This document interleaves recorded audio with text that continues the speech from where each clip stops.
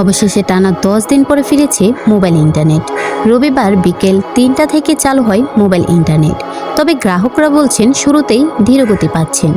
Mobile operator ও BTRC সূত্রে জানা যায়, আজকের বৈঠকে অপারেটরদের ফেসবুক, ইউটিউব, টিকটক, হোয়াটসঅ্যাপ সহ বিভিন্ন বার্তা আদান প্রদানের অ্যাপ বন্ধ রাখার নির্দেশ দেওয়া হয়েছে। পাশাপাশি 1 ও 3 দিনের ডাটা প্যাকেজ করার ব্যাপারেও বলা হয়। এর আগে রবিবার সকাল 11টায় রাজধানীর আগারগাঁওয়ে বাংলাদেশ টেলিযোগাযোগ নিয়ন্ত্রণ কমিশনে ব্রিফিংয়ে বিকেল 3টা থেকে মোবাইল ইন্টারনেট চালু করে দেওয়া হবে বলে ঘোষণা দেন ডাক, টেলিযোগাযোগ ও তথ্য প্রযুক্তি প্রতিমন্ত্রী জুনায়েদ আহমেদ পলক।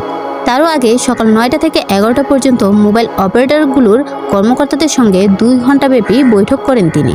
সেখানে এই সিদ্ধান্ত হয়।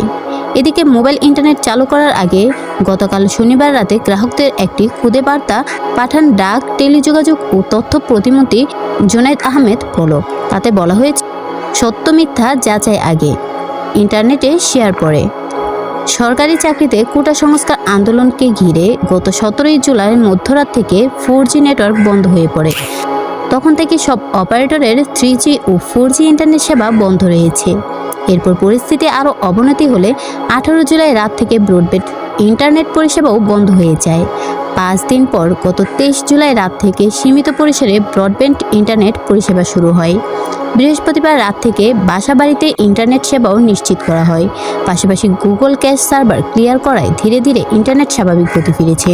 মোবাইল ইন্টারনেট ফিরলেও বন্ধ থাকছে সামাজিক যোগাযোগ মাধ্যম ফেসবুক, ইনস্টাগ্রাম।